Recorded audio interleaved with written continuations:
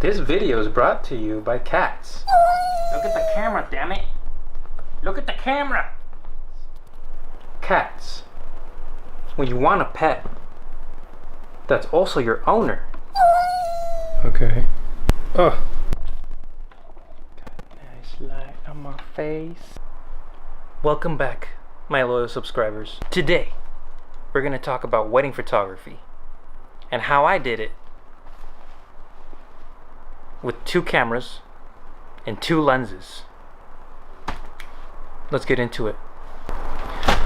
So let's get straight to it. This was an experiment, a safe one, because I did have backups. Please note I had backups, backup cameras, backup lenses, like every good photographer should. But my experiment was to not use them at all, unless I totally needed to.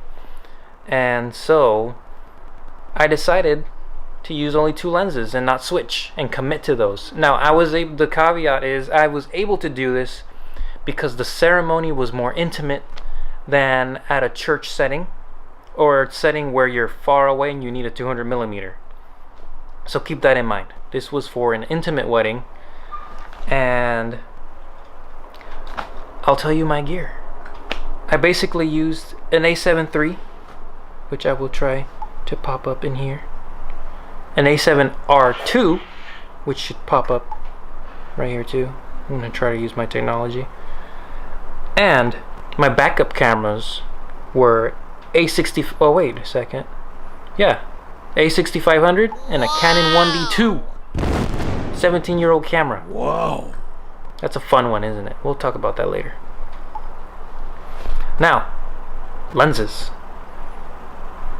On this corner, right here, you could see my Zeiss 35mm 1.4 and my Tamron 28-75 that I'm using right now, but is going to appear right here,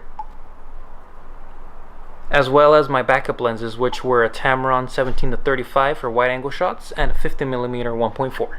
I for sure want to give you the tip first that if you're trying this out, obviously you need to know what weddings are like. You need to know what happens throughout a wedding and what you need to anticipate what you're going to need. And so, like I said, although I only used 2 cameras and 2 lenses, it doesn't mean I was unprepared. I brought plenty of backups and plenty of cameras and lens backups, as well as lighting. So I did use flash photography, as well as trying out a Rotolight, which I did enjoy.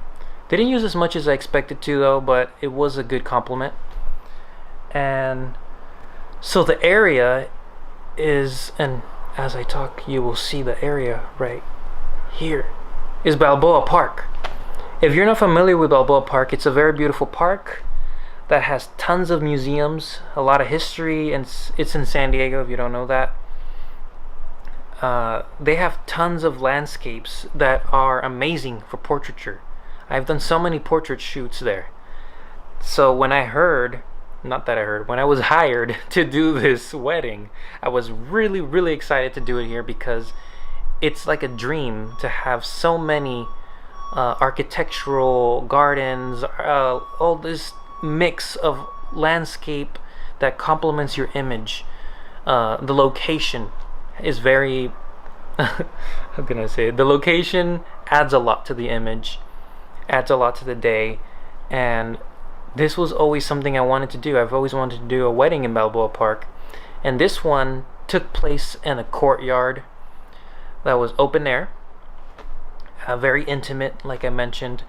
And later on, couple portraits were done along with reception photos inside a garden, the Japanese Friendship Garden, which is a very beautiful garden, and I recommend you check it out as the cherry blossoms are coming up soon. I'm gonna be there to check those out. I have never seen them, and I've been in San Diego for so long. Anyway, that's the description of the area. I feel like it was nice to bring context to you. That way you know what I was playing with. Had I wanted to add another lens, it would have been the 70-200, but for purposes of a more private wedding, I look like a gamer, huh? With these headphones, pretty funny. For purposes of a closer, intimate wedding, the 35 and the 28 to 75 provided both the wide, which is very journalistic, the 35, and then the close-up that at 75 with a crop factor on the A6500. It pretty much gave me the range between 35 and 105 millimeters, and that covered the whole wedding.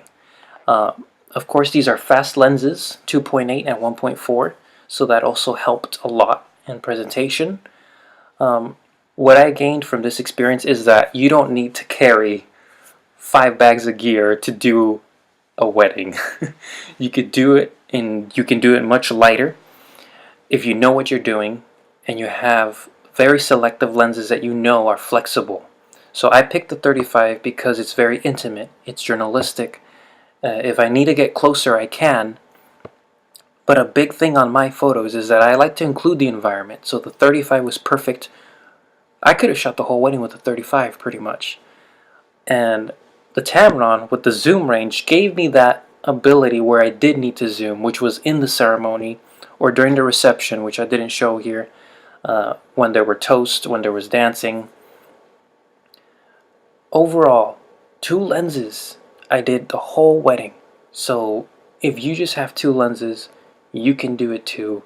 It's all about composition. It's all about knowing what's going to happen throughout the wedding and editing your images and presenting them appropriately.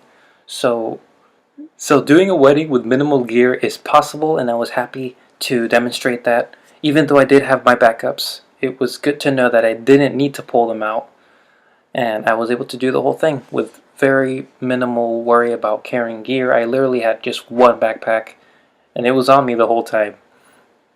So my takeaway, or your takeaway, because you're watching the video, is to work on the fundamentals and use the gear that you have and not worry too much about adding more, although that comes and it has its place.